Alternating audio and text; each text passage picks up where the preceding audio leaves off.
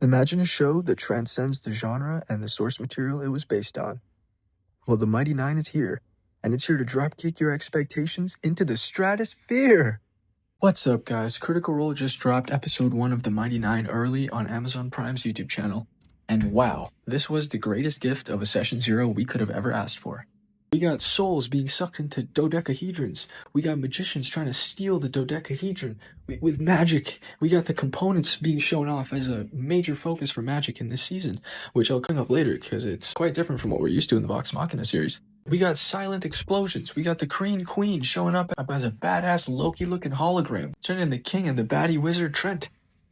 Ikethon. Absolute explosions of style and flair, audio, visual, you name it. As a longtime viewer of the show campaigns and as a longtime fan of Critical Role, I just gotta say, they have put any and all expectations of this show above and beyond what they could have possibly have teased. So much intrigue, so much comedy, so much drama. The marks have been hit so well.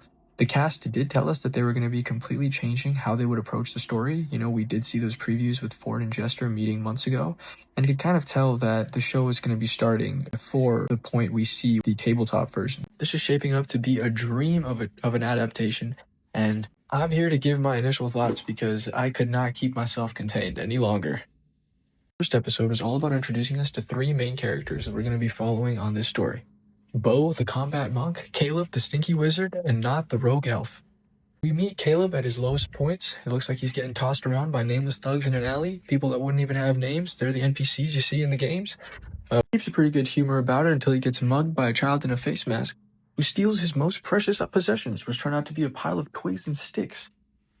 These are actually components of his for magic, which we learned about earlier in the show. And this is a major point in the story that, you know, I'm glad that they're exploring, because magic in Vox Machina is quite different. It was a lot more innate, whereas this kind of magic is a lot more mortal. It's like Iron Man versus Thor. I mean, they can both control electricity, but one of them channels it from the sky and one of them channels it from a core. They're the same, but they're different.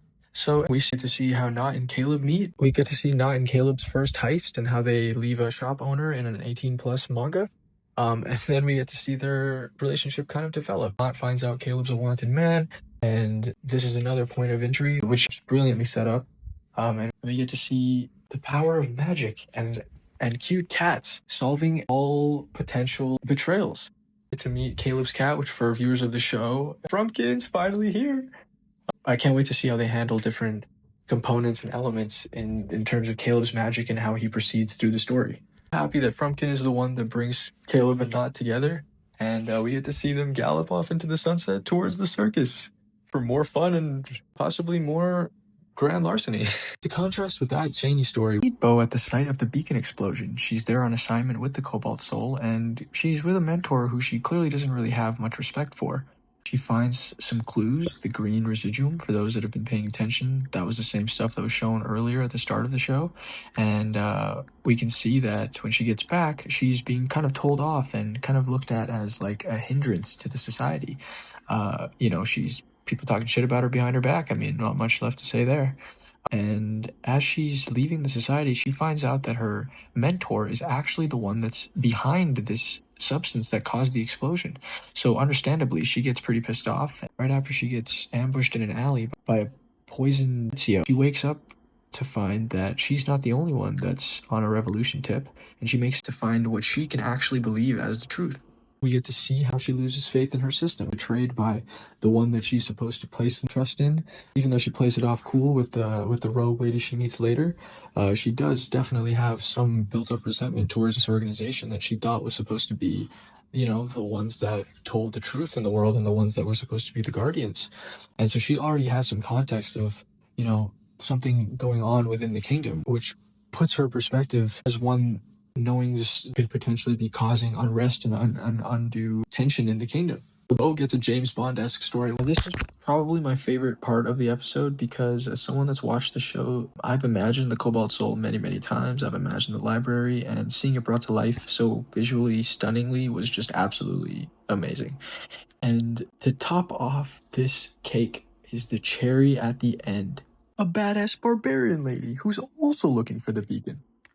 My reaction to seeing this character appear on screen was, "Give me more!" I turned into Leonidas and jumped off my couch screaming, "Give me more, barbarian!"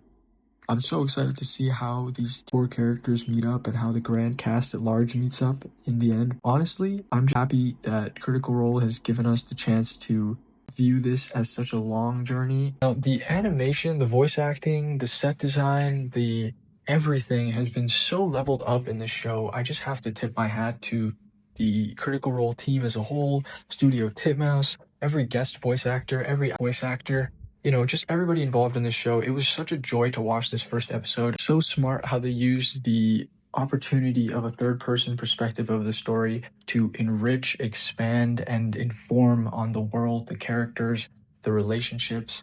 They're giving the conflicts time to develop. They're giving the characters time to breathe. They're giving the world time to actually be established. And it's such a beautiful thing to see that a show is given the care and the opportunity to actually bloom as a proper epic. All of us fans have been waiting for this for so long, and they really delivered on it. They really gave it to us in a way that we could have never expected, and in a way that is such a letter of love to the fans, to themselves, and to the Mighty Nein and Critical Role as a whole. So that's been it for me, guys. I'm just reeling from the high I'm just reeling from the high of that first episode. Let me know what you guys thought of the first episode in the comments below. Did you like the Session Zero vibe of it? Would you have preferred that they started right when the table did? Yeah, I'd love to hear your guys' thoughts and opinions. I will be putting out an introduction video to the Mighty Nein, as well as weekly analysis with episode breakdowns, Easter eggs, things you might have missed, as well as comparisons of table to screen that I'm sure everybody's going to be curious about as this new Mighty Nein story unfolds. This has been the Critical Watchtower. Thank you so much for watching. I'll see you in the next one. Peace!